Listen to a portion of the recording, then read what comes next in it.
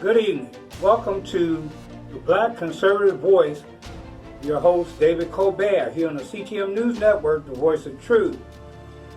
We're going to open up today a little bit. I haven't got all the reports and everything else, but there was, of course, on Monday afternoon, before the president gave an address, he was rushed out of the press room and taken back to the White House, to the Oval Office, because there was a live shooter outside of the gates of the White House.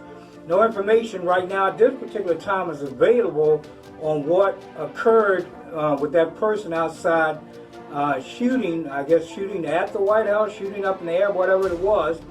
But that did occur, and he did come back and he did finish the press conference. We'll be talking about that tomorrow evening, on Wednesday. Trump's edicts puts pressure on Pelosi, but not on the GOP. The parts of the president's unilateral economic stimulus that are constitutional would not be very effective, and parts that might be effective are not constitutional. At least some say. Of course, it would take a legal action in order to fight that in the court. Of course, almost no one involved cares. If our leaders really cared about efficacy and constitutionality, we wouldn't be in such a pickle, especially this particular deal chip.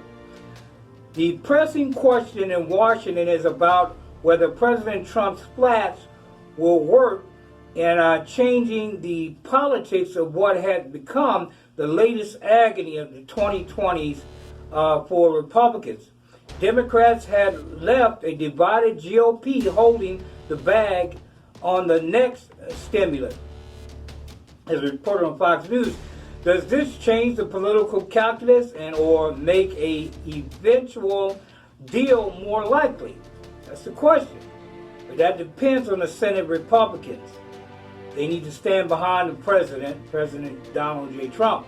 Washington is again deep in a debate over which party will get more blame for the probable failure of popular legislation. The last quarter of Bush presidency, the Obama administration after 2010, almost the whole Trump era have been dominated by these games of political hot potato.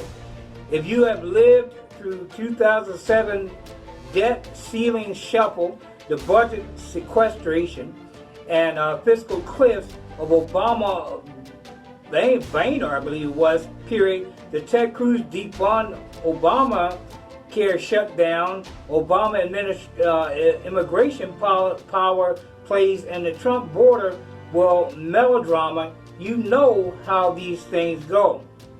The advantage belongs to the side that has the ability to pass legislation.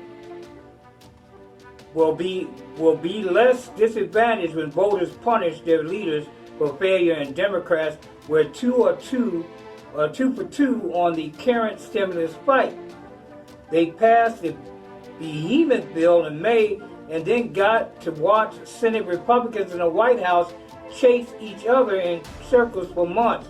The problem is that the White House is much closer on policy than the House Democrats than Senate Republicans.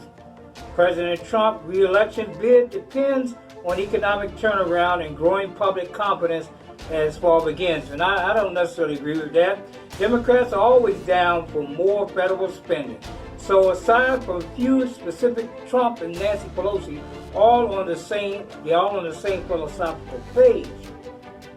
Okay, but we're going to go in here. It says, so facing the growing possibilities that they will not be able to deliver on the largest area of concern to voters this year, both sides are trying to make the other the pasty with voters. I don't understand that one. Patsy with voters. A system that bets on failure and then tries to exploit it. So weird that Americans hold their government in such contempt. So what are we looking at here? What's going on? And it says here, let's mop up the administration's executive actions.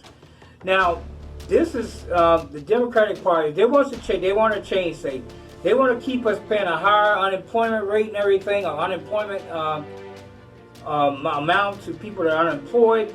But President Trump is saying, look, I'm going to give you another $200 for this package, but no more. So we'll see how it all turns out.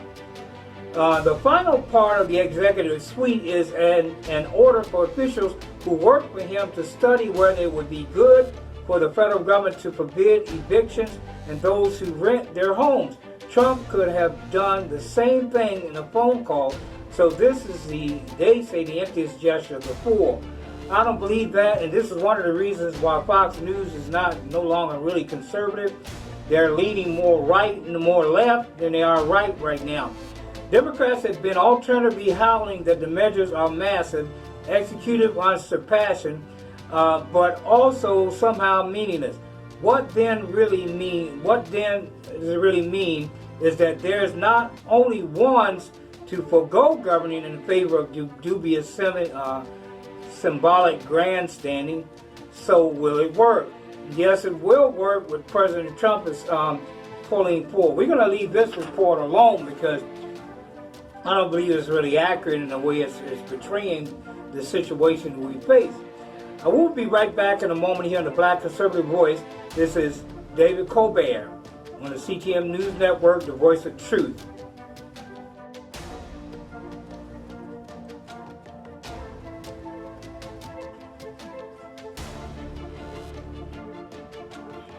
Welcome back.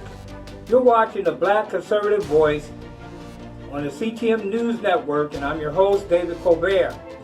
A gentleman by the name of David Ashman calls Trump's COVID relief orders politically smart.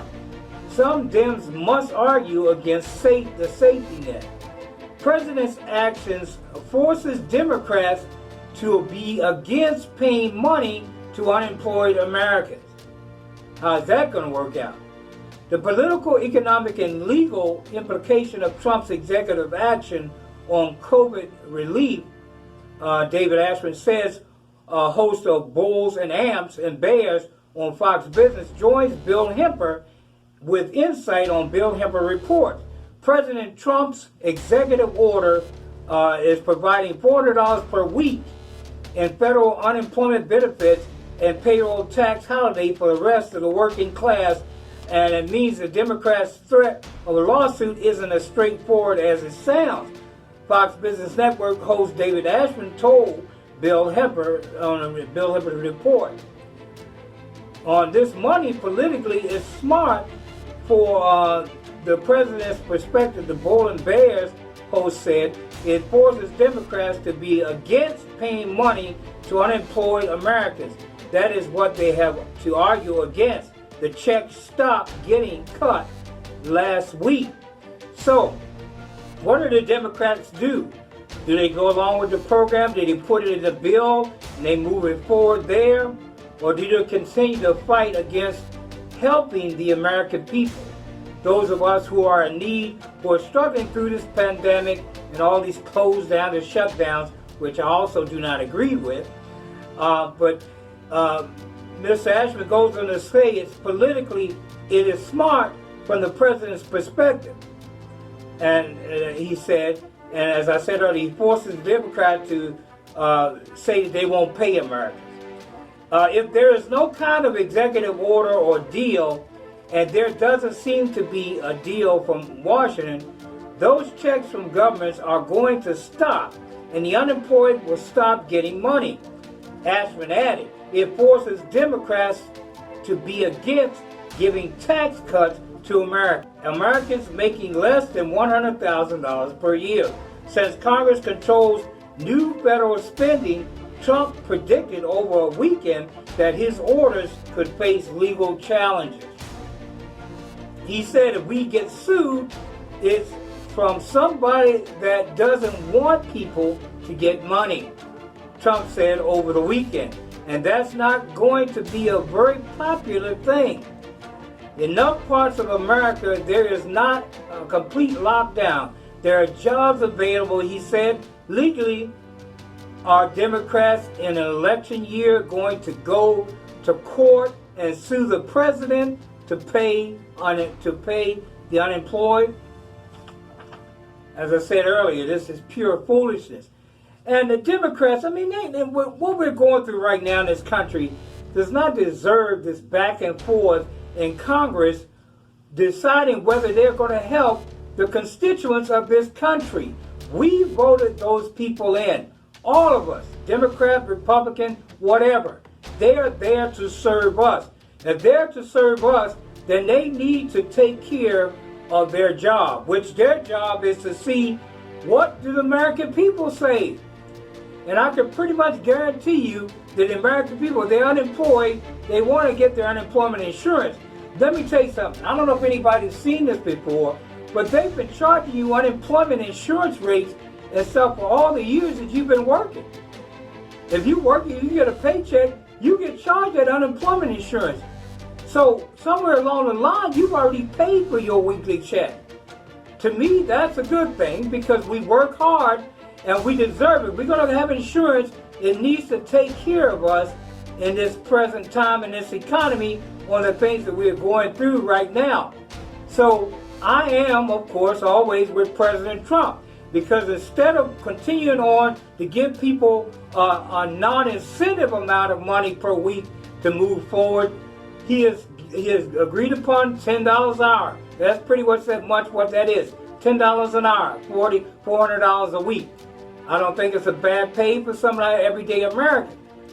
But it is something that can take care of your rent or whatever. It can take care of your rent. You get paid that every week. If your rent's $800 a month, you got your rent covered in a couple of weeks. You still got money to pay for your food and everything else.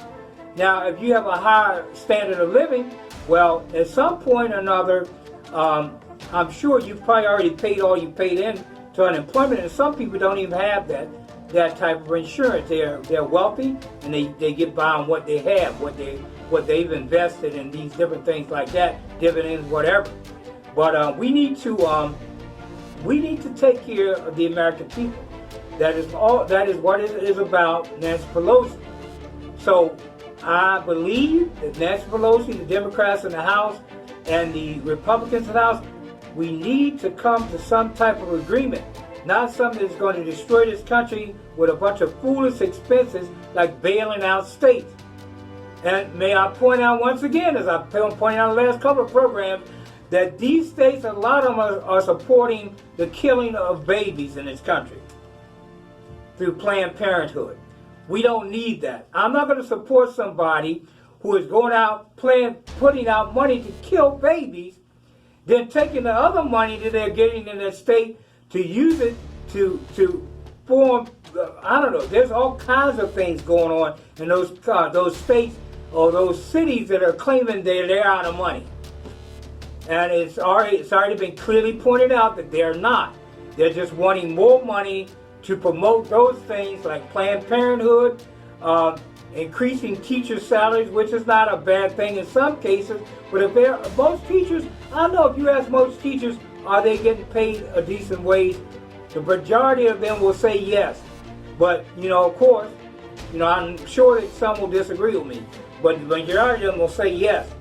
So we're going to move on right now. We're going to take a short break, and we're going to be right back with you here on the Black Conservative Voice on the CTM News Network, the voice of truth. Welcome back.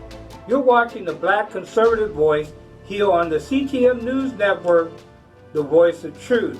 Well, we're moving on to another story right now. This story is in regard to Vice President or former Vice President Joe Biden and his bid for the White House. It says in this article was published recently, actually on Monday, for Fox News. Fox News, I do refer to a lot of their articles. And the reason why I do that is because a lot of the other publications have a lot of rhetoric in there. They have a lot of anti-conservative rhetoric, anti-Trump rhetoric. I mean, they'll say a good thing, President Trump has done a good thing, and they'll turn it around and they'll say some things bad about what he is publishing or what he is saying. So I do not hang with those people. I report what is being reported fairly and balanced as Fox News has used in the past, but I try to report the truth and not anything extra. If I'm saying anything extra, it's coming from my black conservative viewpoint. If anybody agrees with me, say amen. Okay, I'm just joking. But yes, but this article says black male leaders warned Biden that he will lose the election if he doesn't name a black female running mate. Boy, they're threatening him. The DNC is threatening former Vice President Joe Biden that he needs to do something to get a black woman in that office. A group of over 100 black leaders is declaring that presumptive Democratic presidential nominee Joe Biden has to name a black woman as his running mate. In a letter made public on Monday, the signatories warned the former vice president, let's be honest, they come out in the media with all kinds of other stuff. They could have came out and say, hey, President Trump, you need to choose a black vice president, which we love Mike Pence. That's not what I'm saying. I'm just saying, why was nothing said during the last presidency? Why was nothing said to Miss Hillary Clinton? I don't think she had a black vice presidential running mate. Did she? You know, I kind of don't even remember who was on the ticket with Hillary Clinton. Well, it's not necessary. Anyway, at the top of the list is rapper, record executive, and entrepreneur Sean Diddy Combs, who warned Biden multiple times this spring and summer not to take the black vote for granted. I say the same thing to him. Don't take the black vote for granted, Mr. Biden. Look at President Trump, who has done more for African Americans in this country than any other previous president. You can say what you please. You can check the history. You can check everything you want to check. But Biden enlarged jails and put more of our black men and young black men in jail. And President Trump had to come back and join with other black activists to turn that garbage around and to set a lot of those who are wrongly imprisoned free, or free in a shorter period of time for lesser crimes, which the ruling and the legislation that Biden backed caused them to be put in jail for unfair periods of time for different other crimes. Okay, let's look at this right here. This really upset me. Right below on the list, there's a popular nationally syndicated morning radio show host, Leonard McAvey, who's better known as Charlemagne the God. Give me a freaking break. To me, that's blasphemy. He's a fool. He's not God. Biden sparked controversy in May and an interview with Charlemagne the God when former vice president suggested that voters unsure about whether to support him or President Trump, if they don't support if they support President Trump, they ain't black. This is what he said. He said it. Nobody else said it. It came out of former Vice President Biden's mouth. They ain't black. He can't even use correct English. They ain't black. What is that, a slur? Is that an insult toward African Americans? Nobody talks about that. It ain't black. So what are you saying, that black people don't know how to talk? Okay. Hours later, Biden expressed regret for the comments, saying, I shouldn't have been so cavalier. Yeah, give me a break. Biden said he understood the comments. It sounded like he was taking the black vote for granted, but insisted that wasn't the case. He ran into trouble again last week, this is a few weeks ago, walking back comments that he seemed to question diversity within the African American community. Well, we're going to take a short break. We'll be right back at you in a moment when we finish this up. You're here on the Black Conservative Voice on the CTM News Network. This is David Colbert. Be right back. Welcome back. You're watching the Black Conservative Voice on the CTM News Network, the voice of truth. Pointing out, Biden's long had a strong relationship with black leaders and voters. This is what they say. He served 8 years as vice president to Barack Obama, which he is quoted as saying that, who can believe a black guy is so much intelligent? What do you think? You're stupid or something because you're black and you dress in a nice suit or whatever? I mean, I don't know. He said some crazy things. The letter argued that the urgency for Biden to name a black woman as his running mate has gone for something that should happen to something that has to happen. It discussed that the black women are not just being vetted in this vice president process, but unfairly criticized and scrutinized. Well, let me tell you something. I'm supporting a black woman in 2024. She is running for president, Lord willing, Miss Candace Owens. That is who I am going to be supporting in 2024. So Democrats, hey, chill out. Black Democrats, chill out.